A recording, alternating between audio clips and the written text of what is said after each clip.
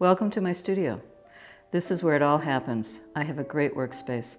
The light is fabulous and I have lots of room to spread out. Most importantly, it allows me to work on more than one drawing or model at a time.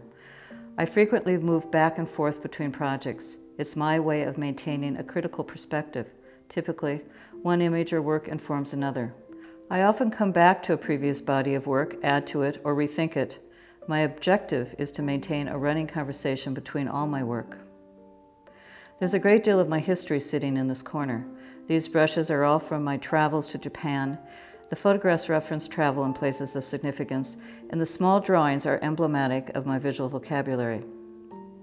Right here is a good example of my working process. This new drawing is a response to a piece of mine from the early 1980s that was published in the catalog New York New Drawings, 1946 to 2007. The new work includes a similar text page from the 1980s, overlaid with a contemporary drawing on vellum. It is not uncommon for me to revisit an earlier work and reappropriate it. This original text piece that we just looked at inspired me to explore working within a book format. The physical format of the book supported my interest in serial imagery. I was interested in how our memory carries forward an image from one page onto the next and intrigued by the intimate relationship of viewing a book. I went on to deconstruct my book works. My first approach was to create a compressed, layered object of multiple transparent pages. What followed was a series of multiple images framed together. This grouping of 4 drawings was a transition I made from working on opaque paper to transparent vellum. The applied medium is graphite, gouache, and walnut ink. The circle, line, and square are also evident in this body of work. This series of graphite works on vellum is from the 90s. There is an internal rhythm created by the dynamic tension of the space between each line, as well as the relationship of one drawing onto the next. These drawings inspired my first body of sculptural wall reliefs. I refer to these works in steel as wall drawings. The cast shadow is controlled by the overhead placement of light. Consequently, light and shadow are their primary medium. In this part of my studio, I have created a viewing gallery for myself.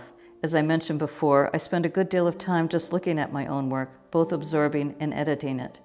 This is my study and research space. I'm constantly mining my own images and the relationships between them for ideas and inspiration.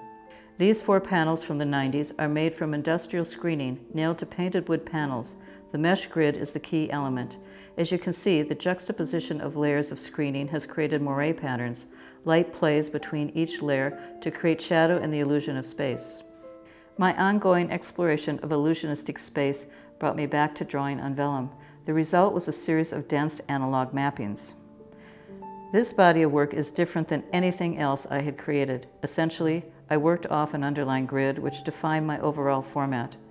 I intentionally began each of these drawings from a different vantage point. Consequently, the direction from which I drew dictated the pattern within the drawing.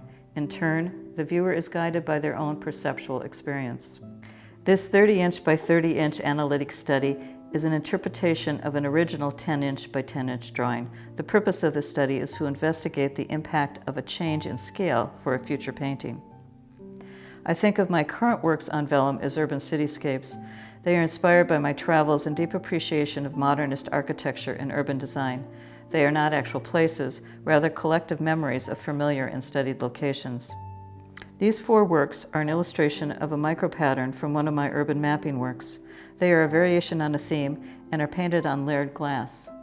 These current acrylic paintings on wood and vellum use color as a means to create an interior illusion of space. Similarly, the color of these 2 game pieces on glass over a painted wood panel use color to create competing patterns. Here are several additional examples of my assemblage works. This particular duet of 2 discrete circular objects, each seated on a painted wood panel, seek harmony. I am intrigued by the potential dialogue that can be created between disparate objects.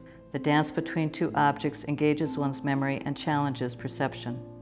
These aluminum planar reliefs from 2015 to 2018 are a magnification of the circular drawn element that continues to define my mapping works on paper. Again, light and shadow are defining elements. These are 2 of my painted photographs that documented my foam core models for these same aluminum wall reliefs. They are a good example of my process, working back and forth from 2 to 3 dimensions. My aluminum works in primary colors move off the wall and become freestanding sculptural forms in space. The intensity of each color sets them apart and provokes a different perceptual experience by the viewer. My most recent wall reliefs in wood from 2021 combine the use of light and shadow as well as color. As a result, there is a dynamic interplay between the body of work as a whole, complemented by the independence of each piece. This seated work in relief was inspired by the above drawing. The drawing is an interpretation of my photograph documenting the interior staircase in Corbusier's studio apartment outside Paris. In general, this entire body of work was influenced by my ongoing investigation of architectonic forms, both documented and drawn. This video was a brief opportunity to share some of my history, influences, and inspirations. I hope you visit my website at anneledy.com to see more of my work.